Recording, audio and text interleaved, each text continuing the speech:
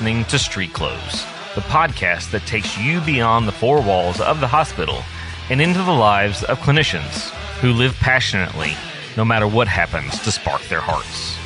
Each week, we dive into the hobbies and side hustles that refuel the clinical spirit, recharge the mind, and remind us all that there's a big, beautiful world out there to keep exploring. StreetClothes, because life happens outside of scrubs.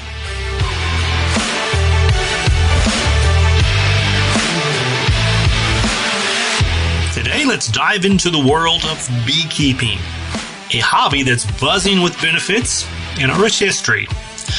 Beekeeping might seem like an unusual choice at first for a hobby, but once you get into it, these beekeepers tell us that you'll find it's one of the most rewarding hobbies around. It's not just about the honey, though that's certainly a sweet perk of this hobby. It's also about connecting with nature, contributing to environmental sustainability, and even finding a bit of peace in the hum of your hive. Did you know that as of 2023, there's over 150,000 registered beekeepers in the U.S.? And that number is growing every year.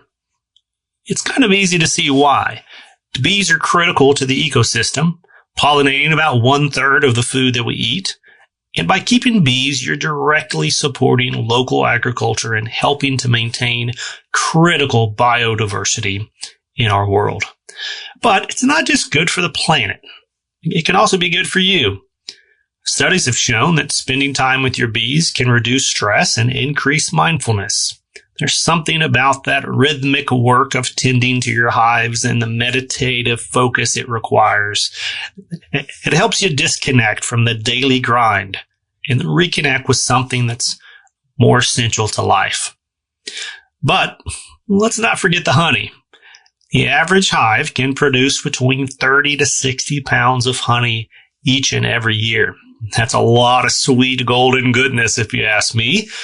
Perfect for gifts and for selling to local markets or for just enjoying at your home. Plus, honey has an antibacterial property and it's packed with antioxidants, making it a fantastic addition to your diet and even for your skincare routine. Beekeeping is also relatively inexpensive to start, with a beginner kit costing anywhere from a couple of hundreds up to $1,000. It's an accessible hobby for many to begin. Once you're set up, they're surprisingly low maintenance, and we'll get into some of those conversations in this interview.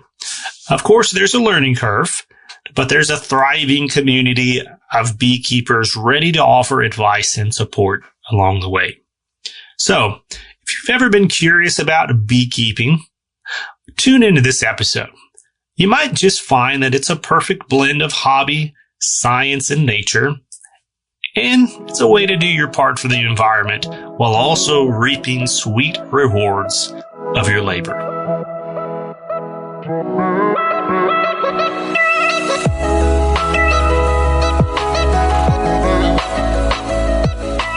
There's a fancy word for beekeeping that's not beekeeping. I was trying to think about that today. What is that word? Yeah, that word is, it's the scientific word for what a bee is. It is called, it starts with an A. Yeah, it's like apiary or... Well, an apiary is the physical location of a conglomerate of hives, but it's a, like apicare or... Okay, Ron. Apitherapy or something like that, you know. ChatGPT. An apiarist. apiculturist. Apiculturist. That's what it is. Okay. Apiculture is beekeeping, yeah. Okay. Wonderful. Okay, this started off with the most technical question out of the box there. Oh, yeah. How many hives you got? At the moment, I've got, I think 31. So the funny that is a lot of bees. It is a lot of bees. But the funny thing about bees and hives, if you've got, more than two, is the number is always changing. Like it's always changing. And then to some people, you ask that question, like, well, what do you call a hive? Because sometimes they'll refer to mating nukes or nukes, which are smaller hives. And some people count them, some people don't. They only count full-grown, production hives. So I've got roughly 31 bee families spread out across a couple of different apiaries. So do you have any, like, rogues? Are they all situated? I mean, I guess if it's a rogue, you don't know about it. Yeah. Right. Well, there's certain times of the year where some of them will go rogue. And so they are a macroorganism. And so they repopulate inside the hive, but then they also will spin off what everybody's accustomed to hearing as swarms. And that's where the macro part of it goes. So one hive may turn into 3 hives. Different beekeepers have different practices around that. Some of them just let them swarm and let them go. Some of them let them swarm and they capture them. So they went from 1 hive, now they've got 2. Because the hive will give you signs before they spin off swarms. And they will recognize those signs and split them up before they've got a chance to swarm. And so that's what they call making a split. And so depending on the beekeeper's technique and objectives and all that stuff. Did you know the number of beekeepers in the U.S. is estimated at around 125 to 150,000?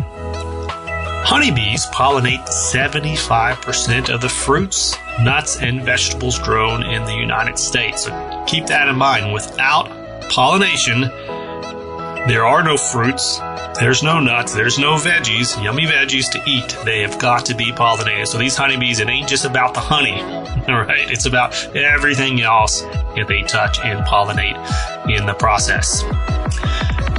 Beekeeping contributes an unbelievable $15 billion annually to the U.S. agriculture through improved crop yields. This is going back to that pollination piece that we spoke of, but these crops got to be pollinated in order for them to yield whatever that crop is that's growing in the field or in the garden.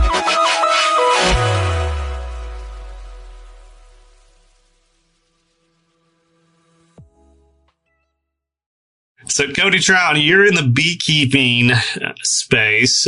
Maybe before we get going too deep, what the heck is that? What does that mean? That's a great question. So honeybees, specifically, Apis mellifera, I think is the scientific name. You guys can fact check me on that. But I keep honeybees. We have multiple hives every spring, sometimes in the fall. We'll put special boxes on called supers. They'll fill them up with honey. They get them filled up with honey. We'll take the boxes off, spin it down, put it in a bottle, and usually provide those to my local community. Alice, you dropped some Latin on us at the very beginning. It went in one ear and out the other, okay. So I'm not going to remember that. But you did specify that you keep honeybees. Yeah. And so maybe that kind of prompts a question. Do people keep any bees that are not honeybees? Is that a thing? It is a thing. There's more and more people creating sanctuaries, I guess, for like the wood bees or mason bees and all kinds of different pollinators. They're like building pollinator houses. They'll take bamboo and cut it in 3-inch sticks and stack it up in something that looks like, kind of resembles a birdhouse, but different types of insects can burrow into those holes and make their own home and overwinter in them and stuff like that. So usually those are for like pollination purposes. A lot of times, sometimes it's just people wanting to, help Mother Nature, I guess, allow them to reclaim space. I don't know. Everybody's got their own motivation, So, speaking of motivations, there's going to be listeners into this episode. I know it because I'm kind of one. Like, I see the value of bees huge, especially as a gardener. And we're going to have a garden episode, and I'm hoping I'm not going to prompt it, but I'm hoping that the bee conversation comes up all by itself, because it should. If you're a gardener, you should be aware of that. But I know there's people that are tuning in and they're just like, bees, nah. They're like mosquitoes and cockroaches. Blast them off the face of the earth. They scare me. They hurt me. No, thank you. What would you say to people who are tuning in with that perspective today, Cody? I would say that I could say the exact same thing about people, and I really could. So here's the thing. People will hurt you and they will sting you just like bees will. But if you know how to read people and you know how to interpret people just like bees, you can greatly reduce those chances. A lot of my hives, when I'm working my hives, checking the health and things like that, a lot of them I'll go without gloves or a jacket or anything like that. I'll wear a veil just because, it's my face. But, it's very regular to go without gloves or a jacket and be just fine. But just like with people, different hives have different personalities, different traits. I've got one hive that I'm just a bad day away from completely demolishing the entire hive because they're so mean. You know what I mean? And then I've got other hives that my 6-year-old helps me work. So he goes through them with me with his little gear on, and he holds the bees up and he looks at them and all that stuff. So they've all got different temperaments, just like different people do. Some of them will sting you and some of them won't. And if you learn to recognize the warning signs, well, you're just a lot better off. So speaking of stinging, I know this is a common question that beekeepers get asked, right? How many times have you been stung in your beekeeping career? Well, I'll tell you, the first year I probably got stung. I didn't count, but I probably got stung 20 plus times. And that may be a little bit of a heavy number, but these days, I started with like 2 or 3 hives. These days with 30 hives, I'll go through an entire calendar year and get stung 3, 4, 5 times, maybe. So, a lot of that, like I was saying, was learning to read the bees and listen to what they were telling me. And when they sting you, they're saying, get the hell away. Well, it's funny. They'll almost always give you warning shots. So, okay. They've got things that they do where they turn their butt up in the air, or they'll fan, or some of them will fly into you. And usually that's kind of your warning shots, like, hey, back off or whatever. So you've used the word hives a couple times, and maybe it's a good time right now to kind of stop for a second and say, okay, what is a hive? Because it seems like a pretty important concept in the beekeeping world. How would you describe what it is, and how would you kind of contrast what it's not, and maybe what people think it is, though? Okay. I would say the high-level definition of a hive is at least one queen and then multi-generations of bees. Almost, I think 90+%, depending on time of the year, the bees are all female. And there's multiple generations, and each generation has a different job. So if there's brood, or brood being unhatched bees, present with different age bees and a queen, I would consider that a hive. Some hives are hundreds of thousands of bees. They're in what we call a 10-frame box, meaning there's 10 frames for the bees to be on, and then there'll be 2 deep, meaning one 10-frame box stacked on top of another one. And then there are some that are as small as 2 frames, and that's all it is. So it's 2 frames of bees with a queen inside. They're both technically a colony or a hive of bees, but they are different tools to accomplish whatever it is a beekeeper's trying to do. So you're not going to make honey with a 2-frame hive, but you're probably not going to use like a 20-frame hive as a resource for other hives, if that makes sense, because it's just not worth the effort. Is a hive, so you kind of using a hive as similar term to colony, for like a large family, multi-generational family of bees. So what's the box that they live in? That if you've seen any kind of beekeepers, you've seen those kind of boxes, I guess. Are they typically white, and are they white for a reason? Kind of talk about that. Yep. So, there's hundreds of, you can stick bees in a shoebox, and if you know what they're doing, they'll make that a home. But most of the time, when people think about beekeeping, they think of what we call a Langstroth hive. And so those boxes have a specific width, length, and depth. And to keep bees from an agricultural sense, you have to be able to remove the frame. This is from a legal perspective. You have to be able to remove the frame to inspect the health of the colony. If they're wild bees or feral bees, then Mother Nature will do its thing. But to answer your question, that box is a Langstroth box, and those are Langstroth frames, and that comes from Brother Langstroth or Dr. Langstroth or something. It's got a historical reference because bees prefer very specific spacing. But those boxes are what most people are accustomed to seeing. And then white is cooler. So if you cram 100,000 bees in a box, it's going to get hot, and it's going to get hot pretty quick. So the wood itself, you take wood, you set it outside, what happens? It deteriorates, it rots, right? And so we paint them white to preserve the wood and also to help, reflect some of that sunlight. It comes from a Congregationalist minister, Lorenzo L. Langstroth, in the 1850s, because he was a pioneer in beekeeping. There you go. Yeah, thank you, Aaron. I was curious if that's what that furious typing sound was on the other end. So that's great. So Cody, you could do a lot with your free time, a lot of other things besides beekeeping. What pulled you into this, and what has kept you here?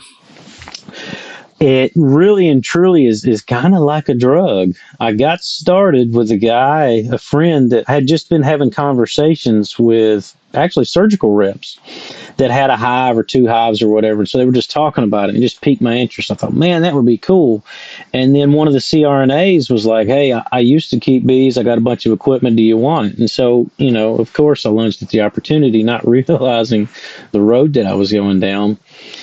And between reading books and watching YouTube and things like that, most people start out beekeeping by going and buying what they call a package or a nuke.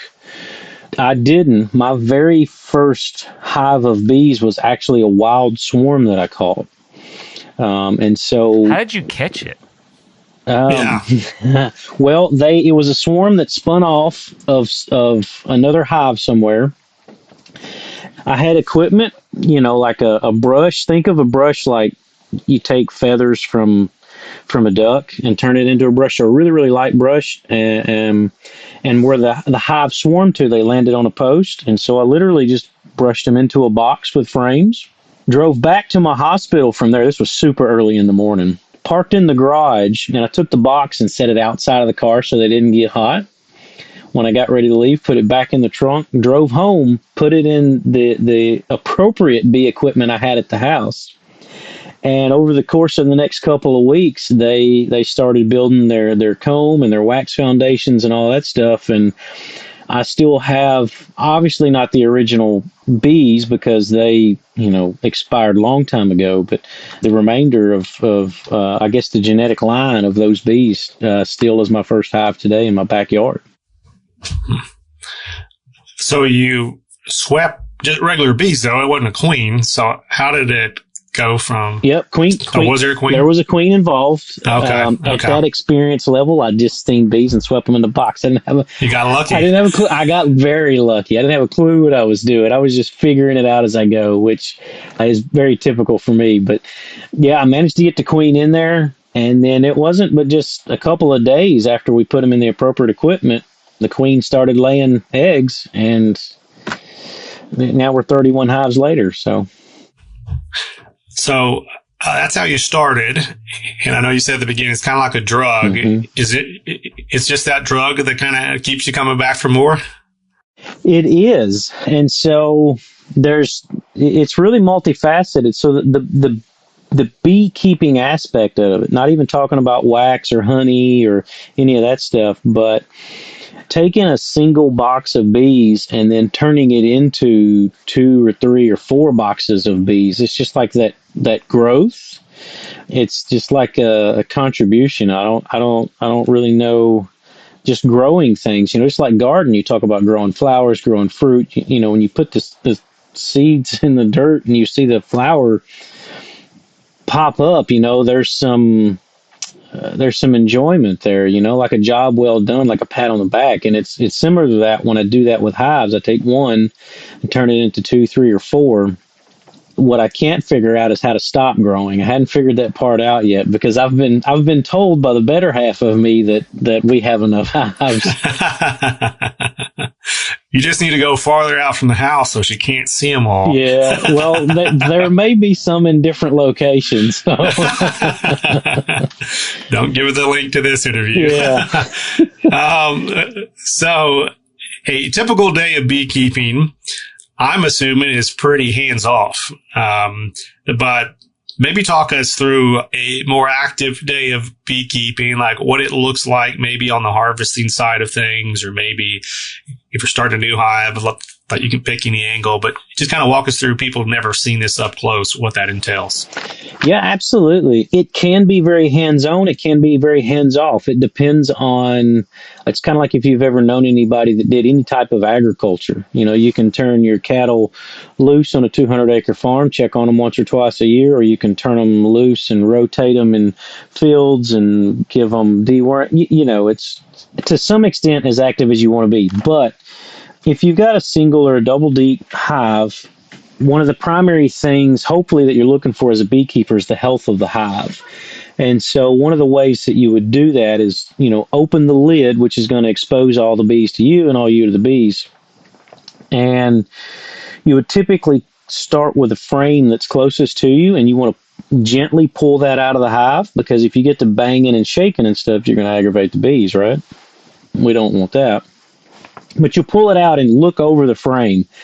When you look over the frame, you're looking for things like they've got plenty of food, they've got plenty of bee bread or protein. If there are eggs laid, then they're healthy looking. They're bright white. They don't have any kind of yellow tinge to them or anything like that.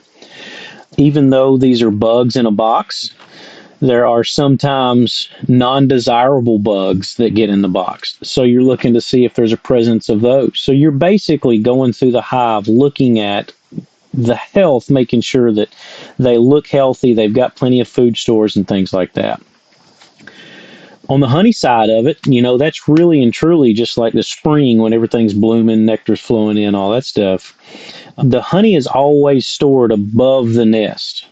So the nest is going to have this kind of arch-like shape, and everything above that is where they'll store their honey. And once the nectar flow stops, or you think it's about to stop, which is always a judgment call, there are different ways to evacuate the bees out of those honey supers. We call them honey supers because there's no brood. It's just honey.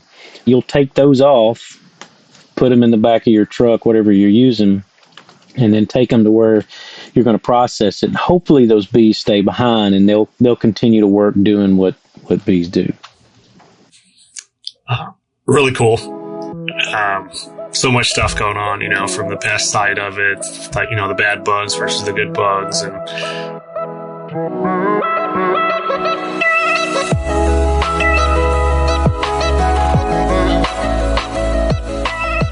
the survival rate for honeybee colonies increased to 73% in recent years, which is a really positive trend. We won't talk too much about the health of hives in this episode, but just keep in mind it's really important beekeepers are paying close attention to these trends. Did you know that 44% of beekeepers manage 50 colonies or fewer, indicating there's a high number of hobbyist beekeepers out there? And of course, we're speaking with one of those hobbyists today. Urban beekeeping has grown by 20% over the last 5 years, especially in cities you may not think about, or beekeeping cities, but cities like New York City and San Francisco, California. Flowers. Do different kinds of flowers, or, pollinating plants. I guess they're not all flowers, but maybe they are. I don't know. Do different flowers create different tastes in honey? They absolutely do. They create different tastes, and they create different aesthetics. So if you look at where I'm at, I've got a couple hundred acres of canola planted. So if they pull in just strictly canola, it will be really, really light in color with just a little bit of yellow. Shortly after that, my farm that's a few miles east of here, there's a lot of tulip poplars and occasional cherry tree on the property. When they pull in that tulip poplar honey, it's really, really dark. It's almost like a molasses color. And they also have a big variety in taste as well. So when you start looking at honey, people develop favorite honeys like tulip poplar, or, there's this big crave for manuka honey now. Clover has a lighter taste. And so depending on the floral source has a drastic impact on the taste of the honey, which oddly enough, if you get something like too much of a cherry tree or like a mountain mint in your honey, it's almost not desirable. So beekeepers, then, are they also in some sense gardeners, or are they paying attention to the kinds of plants around them and intentionally planting those kind of sources, or are you just kind of luck of the draw? If you want to keep bees, you hope there's some tasty stuff around that's going to bring those flavors in? So, yeah.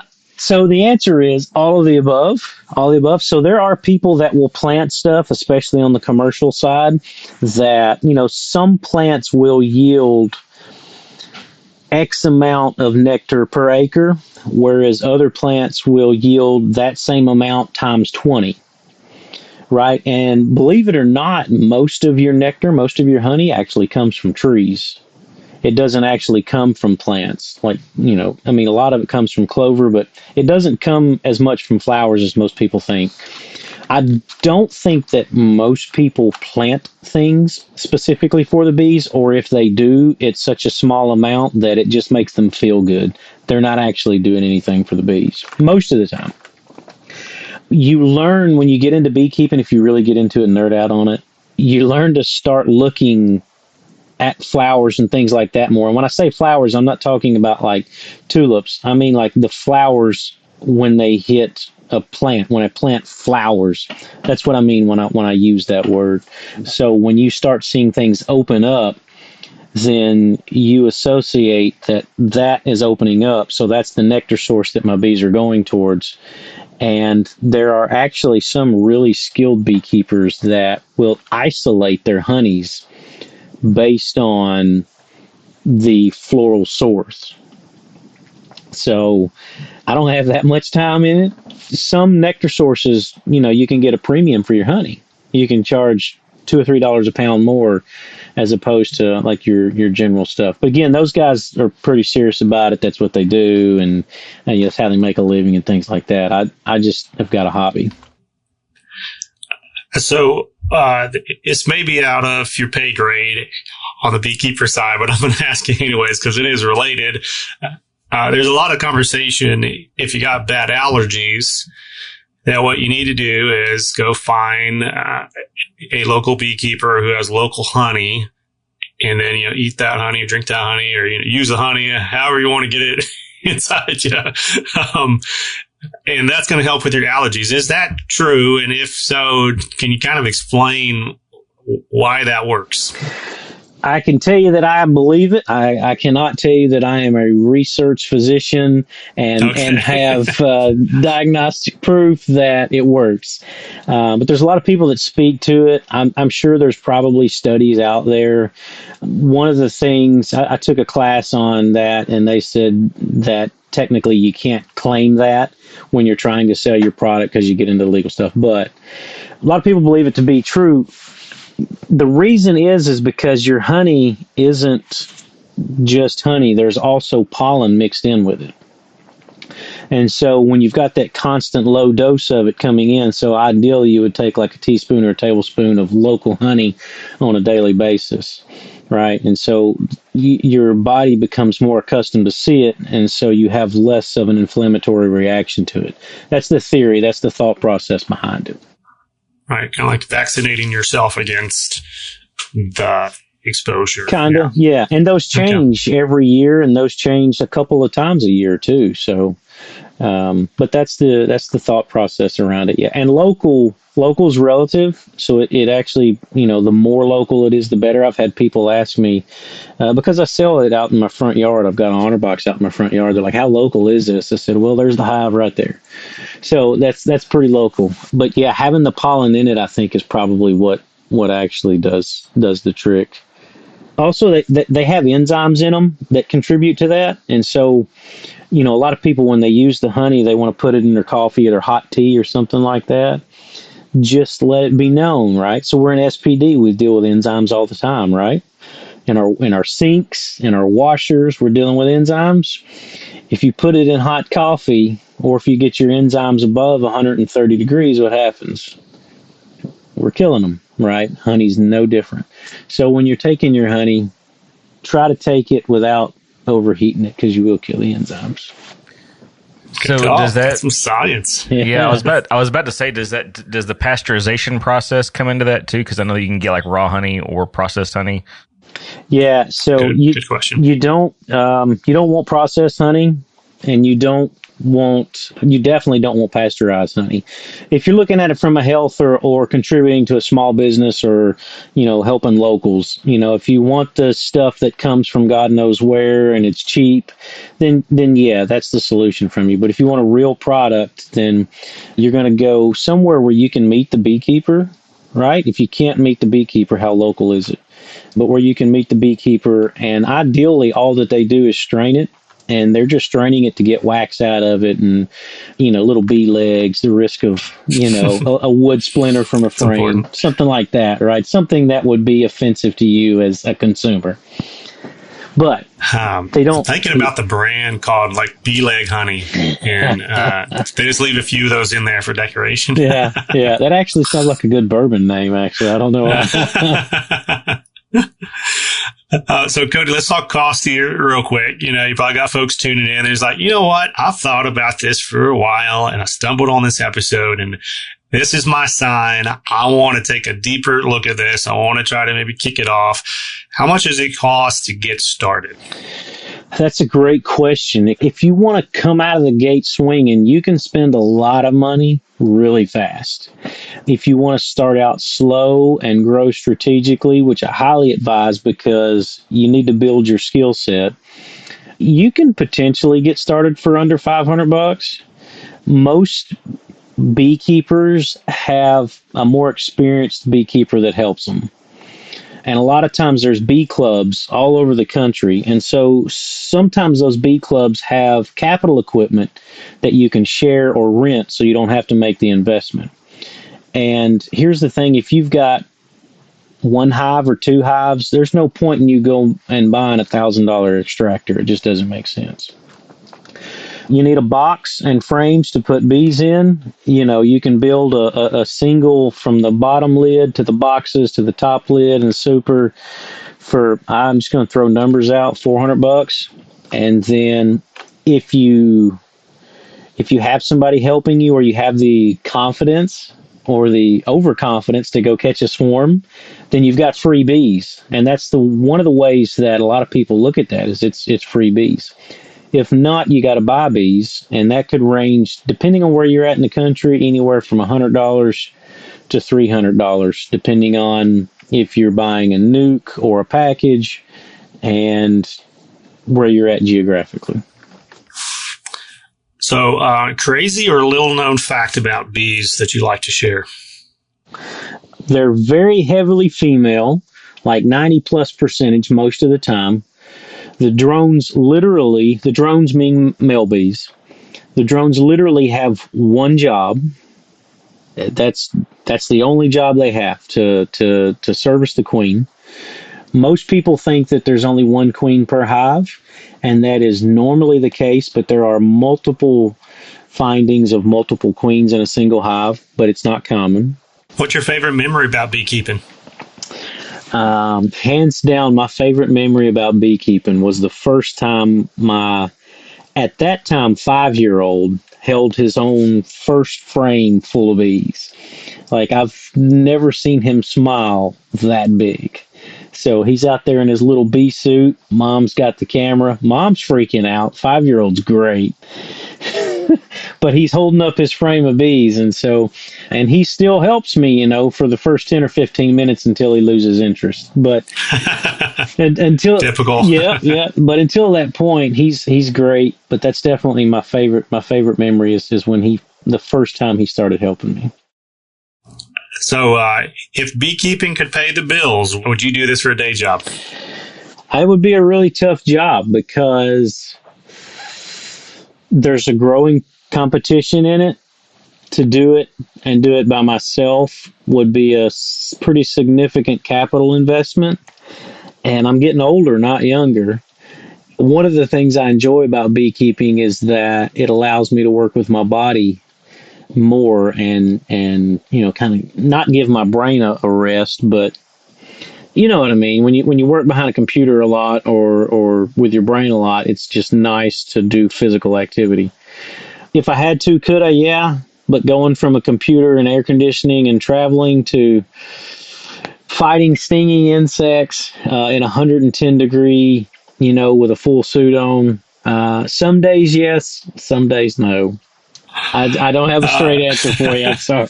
I love it. No, that's exactly what I wanted. So in that AC environment, in your normal 9 to 5, well, maybe it's not 9 to 5, but in your day job on the clinical side, what is it that you do to support healthcare? I will provide education. I provide education assessments, kind of a consulting arm, if you will. So whatever I can do to help promote positive patient outcomes, that's what I'm going to do. And that is what I do. So we'll go into facilities, me personally across the Southeast. I've got different teammates that are stationed in different places, but troubleshooting, wet pack staining, throughput issues, just an overall education opportunity, adherence to standards, whatever we can do to improve patient outcomes. What, if anything, does beekeeping have to do with that clinical education consulting that you spend the majority of your time doing? Really, they are on opposite ends of the spectrum. And I think that's part of, I love my job. I really, truly love my job. I enjoy helping people. But the fact that it is completely opposite, I think, is one of the things I enjoy because it just helps round me out. You know what I mean? It's everything that my 9 to 5 is not. Well, Cody, terrific interview today. I know I learned a lot about beekeeping that I did not know, and I don't know if I'm quite there yet to strike out and try it myself, but I've got a neighbor 2 doors down that has a couple little boxes in his backyard, and I love it because I garden like I alluded to. So maybe I'll slip down there and say, hey, can you show me up close what these things are now that I got a little bit more context? But there's going to be people that tune in that are like, hey, I want to ask that guy some more questions, maybe about the hives I already have, or maybe about, getting involved. Like I said, what's the best way for them to contact you after the show to throw some questions at you? Yeah, they can just email me, be the best way, Aaron Troutt at att.net, and I'll answer whatever questions I can. Yeah. And that's Aaron with 2 A's and Trout with 2 T's. That's correct. At the end, not at the beginning. Yeah. Not Trout. All right, Cody, I really appreciate your time today, sharing your love and your passion of beekeeping, and hopefully sharing that passion with the listeners as well. Absolutely. Thanks for having me on, man.